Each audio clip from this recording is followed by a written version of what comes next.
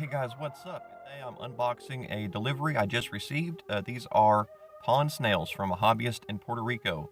I purchased them from eBay and I'm very pleased with the result. The packaging was professional.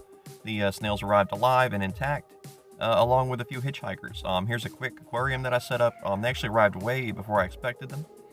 So I just slapped this together. I threw some mud midget and some duckweed in there. Here's some of my detritus worms and paramecium. I always like to kickstart cultures, and this is a good way to get an aquarium started for new pets at very short notice. I consider this basically rapidly cycling a small aquarium. I'm just injecting the detritus worms here and the paramecium. And here we have some more from a separate culture. I like to combine cultures and to improve the genetic diversity and genetic health of my pets. Here we have some moneywort, some creeping jenny. I love this plant. I grow it all the time. And here we're just going to plant some into the temporary aquarium here.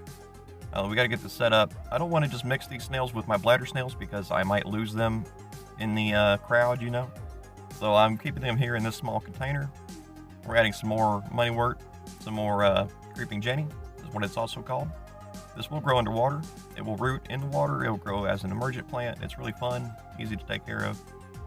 These pond snails that I got are a different species than my bladder snails. Here we have some dayflower I'm adding and some Nitella.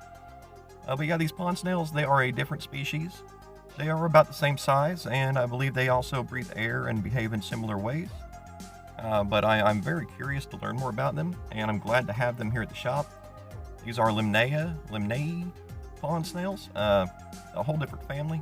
Here we have some smaller aquatic adapted moneywort here that I'm just going to throw into the tank.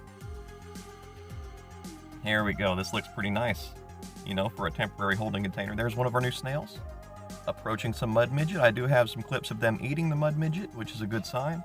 Though I didn't think they would eat live plants. Who's to say, you know? Mud midget's really easy to grow, so I don't mind if they want to eat some of it. Anything to get them started, get them breeding in my house, and establish them as a member of the creature collection.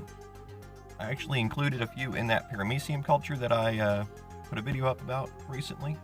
There are a few pond snails in there now as a backup. I always like to spread out new pets and make sure I get them in 2 or 3 different containers just in case the worst happens.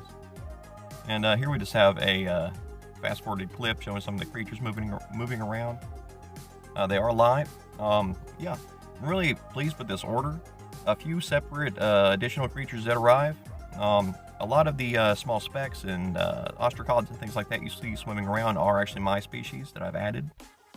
But a few of them, including the very large planaria that we're going to see in here, they are not my pets. I'm not sure where they came from. I mean, obviously they came from Puerto Rico, from the pond snails location from where they were harvested. But they are far larger than my planaria. You'll see them here in a moment. Here we have a pond snail going after some mud midget. And you see my paramecium down there just darting around doing what they do. There are a few unusual worms that I found in this culture. Or that arrived with this order, I should say. Now I could have placed the order by itself into a freshwater container with no plants and nothing. That way I could see what was really in there without my own creatures contaminating it. But in reality, that's not going to have a very high success rate with breeding these snails. I want to start them off right with a planted tank. It's cycled enough for them to live in. Here we go. Here's a bladder snail right next to a pond snail. I did not expect to see this, but yep, that's what's going on. They're next to each other. That's one of my pond snails, by the way. Or, excuse me, that's one of my bladder snails on the left. He snuck into the tank on the plants that I put in there. And on the right is a pond snail, which is one of the recent deliveries I just received. The pond snail's on the left now. You can see he is a little bit different. His shell is different than the bladder snails. His antennas are different. His color is different. But otherwise, they look pretty similar for, you know, a small aquatic snail. Here we have the planaria of which I spoke. This is a very large planarian, at least compared to mine that I have elsewhere. My planaria are quite small, and this guy's huge. There's another picture of him at the end.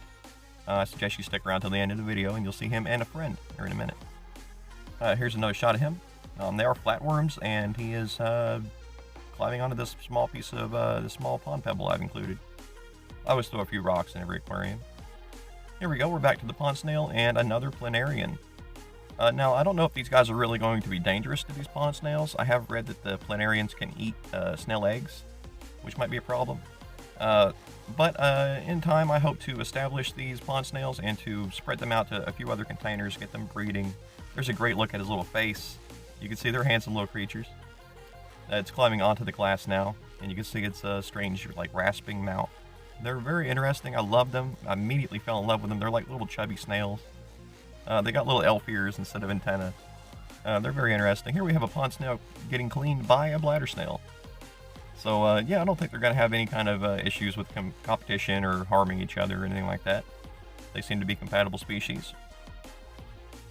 And this is great news for BucketPonds, for me, for the shop, for the channel.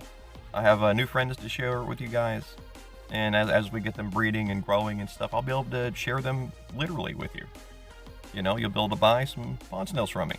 And that might not be for a year or two. I really have to establish a strong population and get them breeding here in-house, and then I can eventually share them with the world.